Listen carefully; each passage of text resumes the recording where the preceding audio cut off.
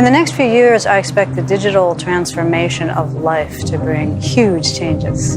Everything from science to healthcare to sensors to robotics. Whether it's information technology and the acceleration we see in artificial intelligence, you just look across the board and you can see a lot is happening. It's really the notion of digital technology pervasively impacting every walk of life in every vertical industry on all parts of the globe. The speed is mind-boggling. What I'm particularly concerned about it is how little the world is prepared for the fourth industrial revolution.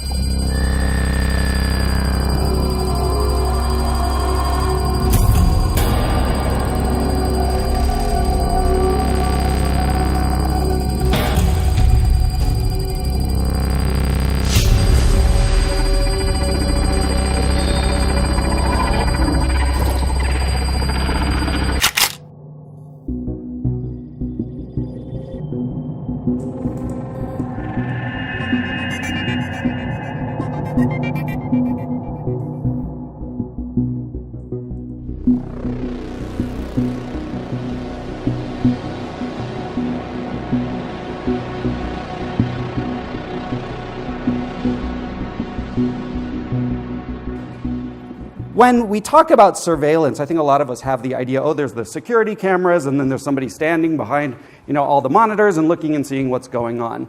That image is over. It doesn't work anymore. Right now, the cameras themselves are doing the operations. In other words, you have a traffic camera, that camera can detect if somebody is, doing something wrong and automatically issue a ticket, right? So we're building these autonomous surveillance systems that actually intervene in the world.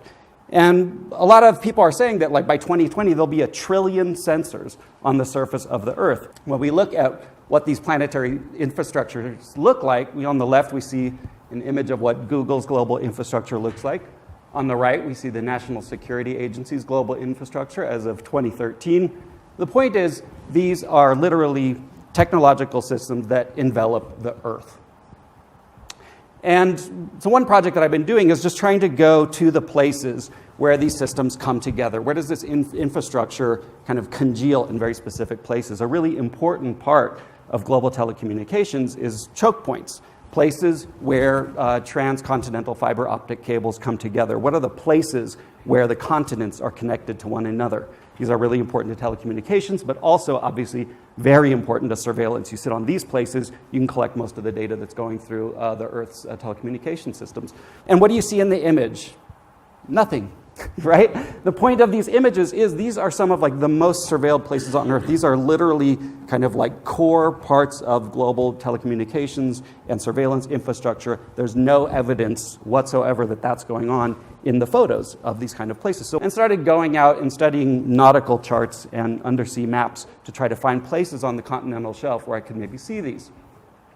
Going out with teams of divers, when you do everything right, you find images like this. As you can see, there's dozens and dozens of internet cables moving across the floor of the ocean. These are cables that connect the east coast of the United States to Europe.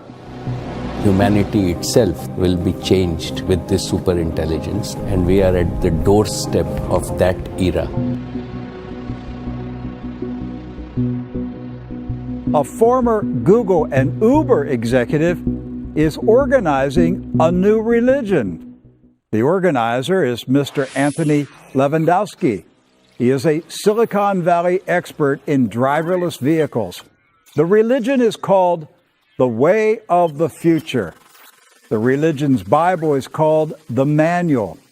The religion hopes to build temples and hold religious services to worship its God. And who or what is the God of the Way of the Future? Mr. Lewandowski believes that an artificially intelligent global brain will evolve into a God that must be worshiped someday by humanity. He told Wired magazine, quote, "What is going to be created will effectively be a God. It's not a God in the sense that it makes lightning or causes hurricanes, but if there is something 1 billion times smarter than the smartest human, what else are you going to call it?" End of quote.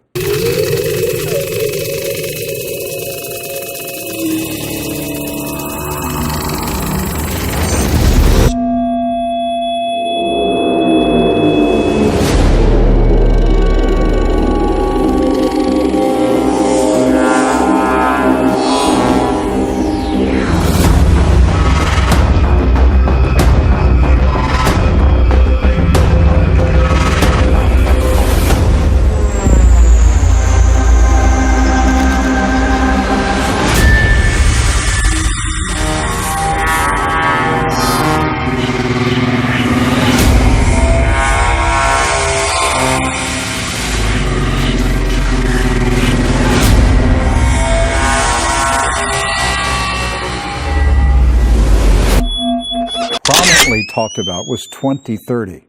Yeah. It was throughout the conference. And I want to point out, to be fair and accurate, at the Mobile World Congress, there was no discussion of worshiping a God. Right. It was totally a technology project, but they did refer to it as a global brain. That's correct. And the reference was to the construction of an Internet of Things world, where every device has microchips that are connected to the internet and connected to each other. That's right. And they said, as these devices multiply throughout the world, and there will be billions of them, that eventually you will have a global brain that will evolve simply by all of these devices talking to themselves. Now, when we're talking about planetary surveillance systems, aka planetary telecommunication systems, they're not only enveloping the Earth like in series of cables and hardware and infrastructure, they're also in the skies above our heads. Every minute of every hour, there are hundreds and hundreds of satellites over our heads.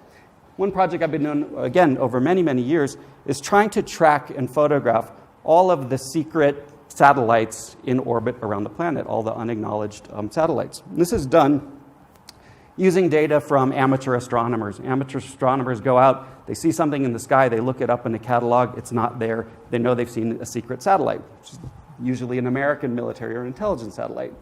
They write down what they saw. What I can do is I can take that observation, model that orbit, and then go out at night, model the orbit, make a prediction about where something will be, and then using telescopes and kind of computer-guided mounts, I can pinpoint a place in the sky where I think it'll be, and if you do everything right, which is rare, you get an image like this. And this line here is the streak of something called the X-37B, for example. This is an American secret space drone that's currently on its 4th mission. O Google acaba de fechar uma parceria com a Biblioteca Britânica, dona de um dos maiores acervos do mundo. Serão digitalizados 250 mil livros e documentos publicados entre 1700 e 1870. Entre as raridades estão panfletos feministas a respeito da Rainha Maria Antonieta e registros sobre o primeiro submarino movido por um motor de combustão. O objetivo da biblioteca é digitalizar 1 milhão de livros até 2020. His footage of NSA bases was included in Citizen4, Laura Poitras's documentary about Edward Snowden. But he doesn't consider himself an activist with a political agenda. If I say, I think we should pay attention to Google as an institution, and that we should really think about whether or not we want to have that sort of power concentrated in a particular company, and corporations with that sort of influence, how do we want them to exist? Is that an activist proposition? Not really, in the sense that you're not proposing something that we're going to do about it, but perhaps it's activist in the sense that you're saying, this is something that I think should be on our kind of social agenda to.